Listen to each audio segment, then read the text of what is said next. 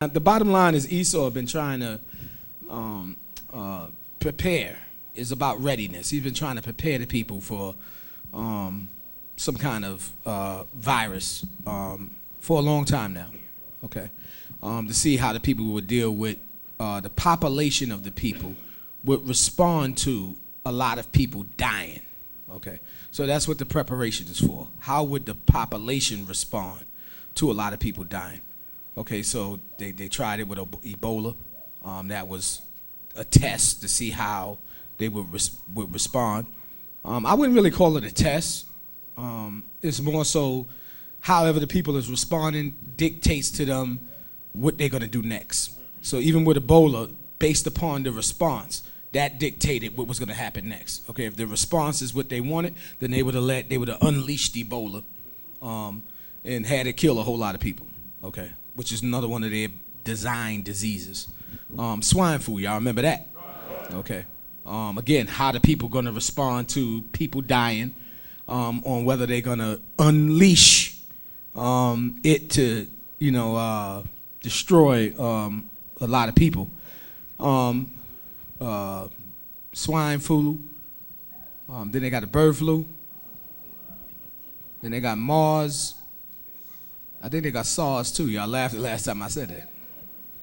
A lot of respiratory, design diseases that they do to jack up your respiratory system. Everybody got that? Now they got the coronavirus.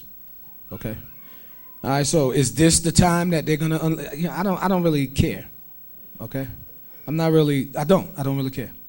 I'm not really concerned with whether they follow through with their plans or not. That's not the issue. It's not prophecy. It's not the word of God. The bottom line, the issue is their intentions. That's the issue. Their intentions is to kill a whole lot of Israelites. That's their intentions. And that's always been their intentions. Do everybody understand that? If this is the time that they're going to unleash it, based upon the readiness of the people, because the people are responding in no ways. I didn't see them respond like this to Ebola. I didn't see them respond like this to the swine flu. You understand? So they're responding in a way as if they are almost hoping that this coronavirus go crazy and kill a whole lot of people. That's why they're getting ready and prepared for it. So it might be just what they're looking for. You don't have to worry about that. Okay.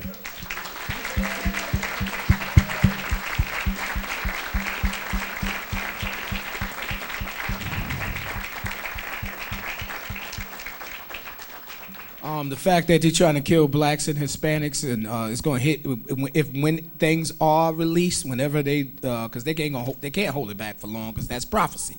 Prophecy is they're going to try to kill Israel. Okay, Christ made the statement that it would be, if he don't cut the time short, then there would be no Israelites to save, no flesh to save. It's talking about Israel because he's not saving no other flesh. Right.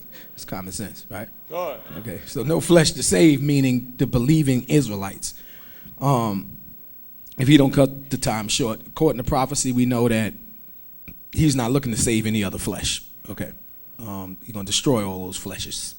Okay, everybody got that? All right, so it's gonna hit the black and Hispanic community the hardest. The people that's not in the truth. But they also trying to, the purpose of them trying to get the people that's not in the truth, because they don't know who is slated to come into the truth. The truth is under attack, okay? And under by no means necessary can Israelites come back to God. Because that would mean that's a threat to the national security of every nation on the planet Earth. According to prophecy, when Israel come back, they get put in slavery, okay? So under no circumstances can Israel be allowed to come back. This is where all the aggression is coming from. Do everybody understand that? The established Israelite Church of God in Jesus Christ, by any means necessary, they've been trying to destroy it. They're failures at it. When you try to destroy something and it's still around, what does that mean? You failed at what you was trying to do, right? Right? No matter how much persecution comes, the whole point of that is to destroy the organization. And if the organization is still strong and established and you're still around, what happened? You failed. That's it. All right?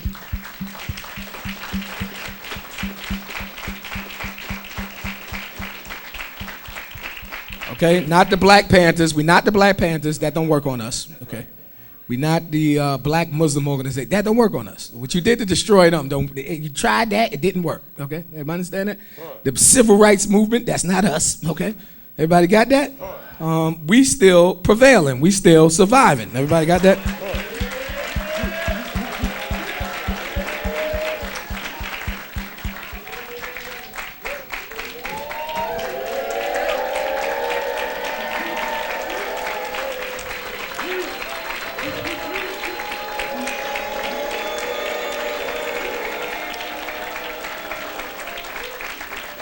You shall be pleased. So because the goal is to kill blacks and Hispanics, and so they could wipe out the Israelites that's supposed to be coming into the truth. This is nothing new. If you pay attention to the Word of God, you pay attention to history, you pay attention to prophecy. This is what they do. When they started killing all the babies during the time of the Israelites that was in ancient Egypt, what was the whole point of killing all those children? Because they was looking for one. They were looking for one. Everybody understand that? They were looking for Moses. They by no means necessary could we allow that child to grow. There's a prophecy about a child, so they pay attention to prophecy, okay? Like you should. There's a prophecy about a child, a deliverer, kill everybody at this age range. Everybody understand that? They came back and they did it again during the time of Christ, right? It was a prophecy about the holy child being born, the king of Israel being born. What did they went to do? Slaughter all the kids, right? But they couldn't stop Christ from being born and becoming what he was and what he is. So the whole point is, who's behind the Gentiles, the things which the nations sacrifice? They sacrifice to devils and not to God. So who's behind the Gentiles? That old serpent. What makes him old? Because he's literally old. He's been around since the beginning, since creation. Everybody understand that? God. So that's his motivation. That's his diabolical scheme. That's why you see it ain't changing. The diabolical scheme is kill Israelites. Do everybody understand that? God. So it's supposed to hit the black and Hispanic community the hardest. The ones that's believers, it's not going to touch them. What they're going to find out, which Satan already know, what the Gentiles need to find out, is there is a God among the Hebrew Israelites.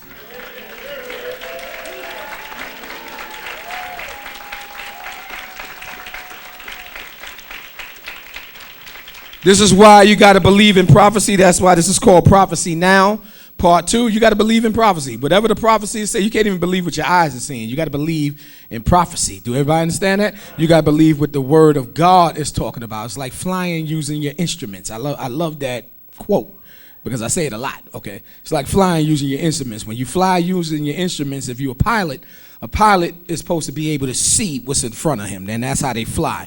They're supposed to be able to see. But then what happens when there's a major storm, or what happens where there's a lot of fog? You can't see anything. Do everybody understand that? This is how Kobe Bryant passed away. There was a lot of fog. The pilot couldn't see nothing. And the pilot, they're supposed to be trained to go to their instruments from that point. Okay, you can't fly because when you're in the air, okay, you be disorientated. You can't fly when you can't see nothing. You don't know if you're going up. You don't know if you're going down. You don't know anything. Then if you still keep flying, there could be a mountain in front of you. There could be a building in front of you. All right? Like Kobe Bryant, his helicopter, there was a hill. Okay, and they were going in a direction that they didn't know they were going in, the pilot, which is down. Okay, so you got to go to your instruments. The instruments basically tell you how high you need to be. It tells you whether something is in front of you. It tells you, but you got to depend and rely not by sight.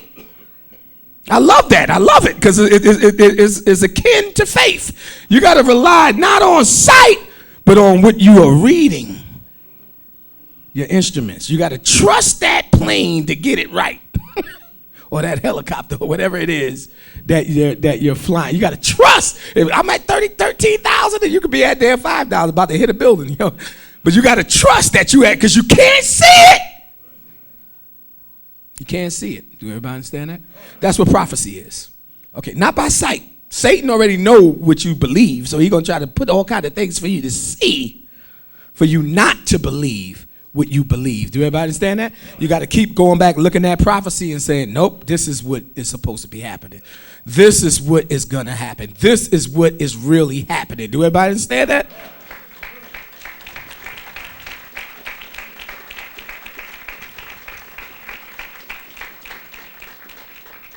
Why do you believe in prophecy? I'll tell you why I believe in prophecy, because it's accurate. Which shows me that it's the word of God. Can't no man, nobody else do what it is that God has done, which is tell you the beginning, tell you the end from the very beginning. Do everybody understand that? There's nobody that has a track record like that. Nobody. Okay? Not damn the Muslims, nobody. Okay? Everybody understand that? Okay? Not damn these false and fake gods, not these Muslims that's blowing themselves up for these idols. Do everybody understand that? They try to make stuff up like, damn, say Muhammad knew damn when ears came on a baby. That's because they cut the baby. That's not hard to figure out. That's because they were slaughtering damn pregnant women and pulling the baby out the womb. So if you pull a baby out the womb and it's at 4 months and it got ears, okay, you develop ears at 4 months. Okay, please, give me a break. Okay, there's nothing impressive in the Quran. There's nothing impressive in any so-called holy book. Do everybody understand that? But in the Bible, you want to tell me why do I rely on prophecy? Why do I believe in prophecy? It's full of accurate information.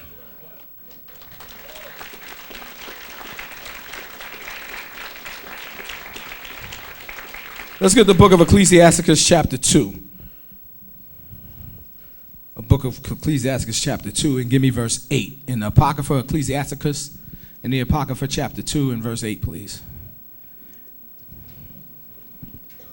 Read that, please. Ye that fear the Lord, read on. Believe him. See that? See how simple that is? God. Huh? God. Read that one more time. Ye that fear the Lord. If you fear God, you're supposed to do what? Believe him. Yeah, how you going to not believe God and say you got fear for him? If you fear God, you're going to believe him. Read it again. Ye that fear the Lord. Read on. Believe him. Read on. And your reward shall not fall. Yeah, your reward shall not fail, okay, when you believe God. Read on. Ye that fear the Lord, hope for good. Okay, you're supposed to hope that everything that the Lord is talking about, because what again is hope? Hope is what? Faith.